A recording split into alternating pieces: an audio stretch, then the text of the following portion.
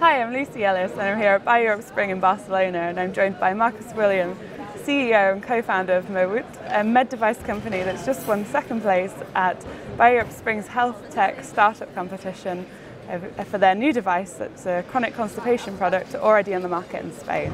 So thank you for joining me here. Thank you for having me. Maybe to start, you could talk a bit about how big an issue chronic constipation is.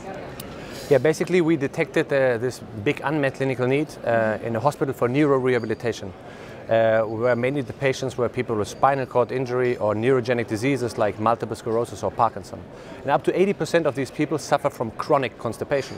It's a difference to the general constipation that a healthy person has, you know. So they need solutions that they can use every day, and they don't have side effects. But apart from these people, up to 15% of the general population also suffer from chronic constipation. If we are taking the markets of Europe and the United States, we're talking about 150 million people. So what's your product and how does that work? Our product is a non-pharmacological, non-invasive solution without the side effects of laxatives or other invasive solutions. It is based on the manual abdominal massage that professional therapists do in neurorehabilitation centers.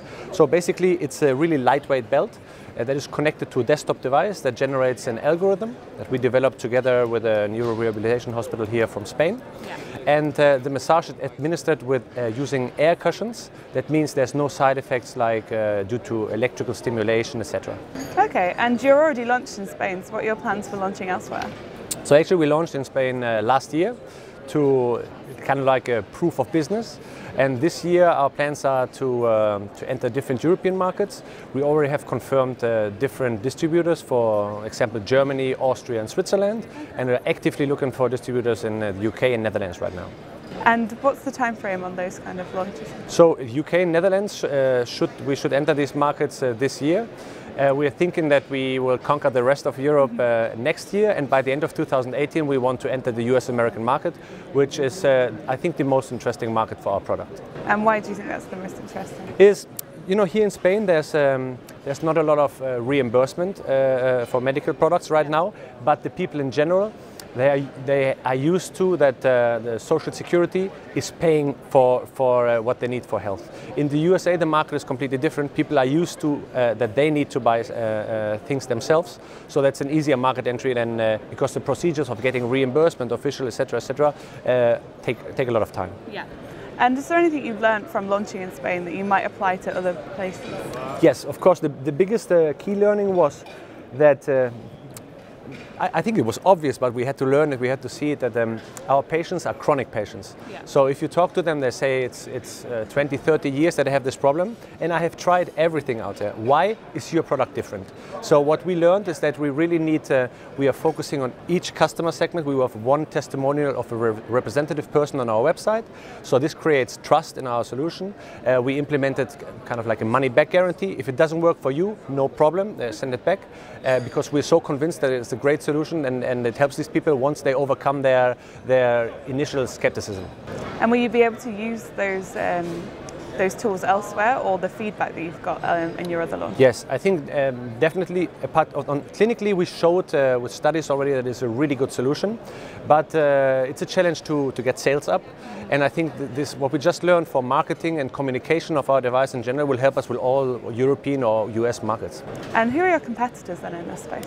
As I said, there are really no direct competitors, because chronic constipation is different to constipation. The products you might see on television are laxatives. That might be pharmacological to herbal, but they still they have side effects and should not be used daily in big quantities. And on the other hand, there are invasive products like enemas or even intestinal pacemakers that obviously have side effects and should not be used daily. So our big business opportunity is the non-pharmacological, non-invasive approach. We don't have the side effects of our indirect competitors, yeah. And the feedback so far from our clients has been great. It's a life changer according to them. And do you think that's why you've managed to win this second place prize at BioEurope? Yes, I think it's. I mean, the market is huge and the suffering is big, and especially because it's a problem that's really. I mean, we're talking about going to the toilet, you know. It's the problem is really something personal. Sometimes even the medical doctors don't know it. Our allies in communication are, for example, nurses and physiotherapists that have daily contact with the patients, and there's more of a conspiracy, you talk to them about personal stuff. Yeah. And what else brought you to BioEurope Spring then this time around? So obviously this is a great event for networking.